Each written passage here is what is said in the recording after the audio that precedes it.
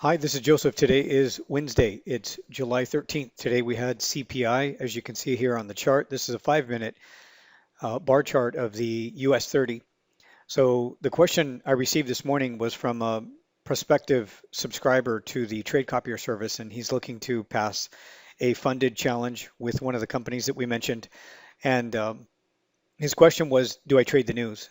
Some funding companies don't want you to trade the news, which is a pretty reasonable request when you could take into consideration the things that can go wrong if you trade and you happen to be on the wrong side of the trade. So sometimes the data will freeze on your MT4 platform. So if you were to execute, you might not get the fill that you want or a fill at all, especially if the data has frozen.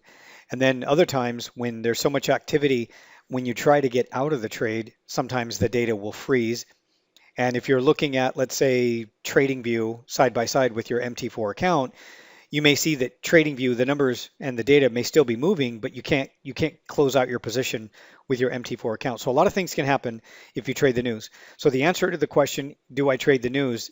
The answer is no. There's really no reason to. I can trade the reaction after the news.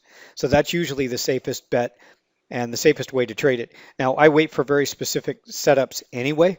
So you can see that with the initial move to the downside with CPI, it created what I call, and this is just relative to this time frame. Again, this is a 5-minute chart. So there's an area of accumulation right there. And you'll notice right there where that arrow is and that little purple box, that identifies a potential spring. And a spring is a trading signal that I can get into expecting that price is going to bounce off of support. Now, there's a lot more going on than just looking at that little spring. I'm also watching volume. Now, volume's not attached to this particular chart, but I do, volume is primarily the only indicator that I use. But I do use volume, and I use this exercise that I teach some of my coaching clients. It's called counting the waves. And what we're doing is we're looking for the buying or selling, that constant, supply and demand battle that goes on at either areas of distribution or accumulation. Distribution would be at the highs, accumulation would be at the lows. You can see over there on the left, that was an area of distribution before it dropped to the downside yesterday. So basically, that's what I'm looking for. I'm watching for these specific turning points, and it's not always going to happen after a major economic event like this. It is possible that price could have continued to the downside and it could have dropped 700-800 points on the Dow to the downside. That is a possibility depending on the outcome and the way the market reacts to that news. But today, that wasn't going to be the case. Today, it was just a sharp drop, a little bit, a few more points to the downside, and then it kind of found that selling climax, and then the automatic reaction, and then the pullback that created that spring to the downside, which is a potential reversal. So this trade, I earned approximately 98 points to the upside. It was relatively easy, but that's about all that it gave me because then at that point, it ran right back up into that area of resistance, as you can see right there with that orange resistance line. And that was it. That's all I can do. So I'm watching not only the reaction to the news after the news, which is safer, and price has more or less settled down at that point, and everybody is likely to get the same fill or at least the same price, pretty close to it, depending on which broker you use. And then the exit is also a lot easier. It's very smooth. It's very easy. There's not a whole lot of activity when I'm closing out that trade. And I have to read the bars, read the candles as it's getting into an area of support or resistance to warn me that it's just not going to go any higher or it's not going to go any lower, whatever the case is.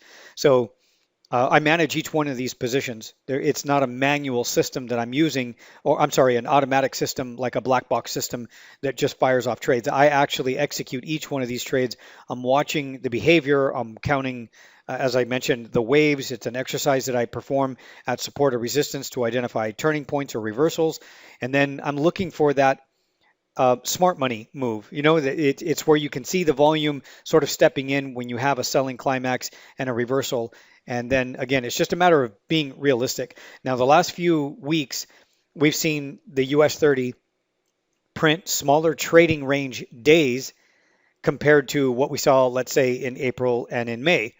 And that's to be expected. Markets move in cycles, but we will see eventually price break out of these ranges, and then we'll get our 600, 700, 800 point moves in a single day, we'll get those. We just have to be in the meantime very, very careful, and I have to watch these levels. And sometimes all I'm going to get out of a trade is maybe 100, 150 points. Other days it may be 300 points. It really depends.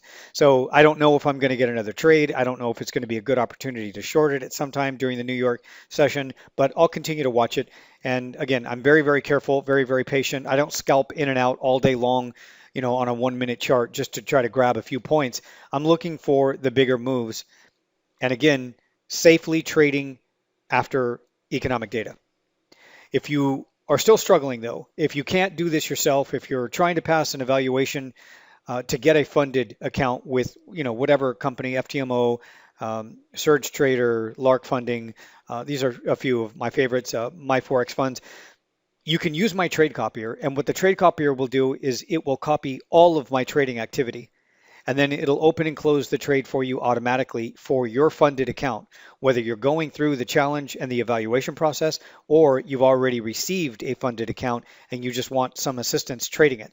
So you can copy all of my trades through my trade copier service, and you're going to get basically the same performance. We also help you install it, meaning that we help you connect your funded account to the trade copier, and we help you set up the right settings so that way the trade copier is copying all of my stop loss.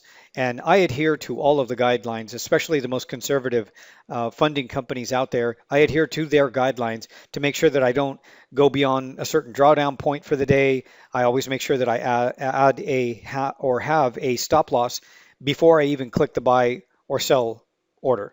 In every situation, every time I execute a trade, there's always a stop loss in place. So you can rest assured that I'm following all of those guidelines so that you don't become in breach of your funded challenge, and the trade copier will duplicate everything that I do on my end. It's a really good trade copier. It's a really good opportunity to make money if you're still struggling. But again, you can continue to use the trade copier through the evaluation. And then once you pass the evaluation, even when you have the live account, you can continue to use the trade copier. So basically, you could effectively earn profits every single month without even executing a trade yourself. I would basically be handling all of that for you.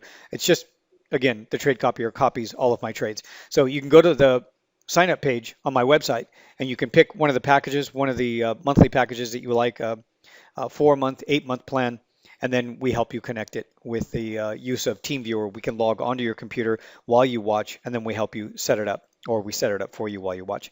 Thanks for watching.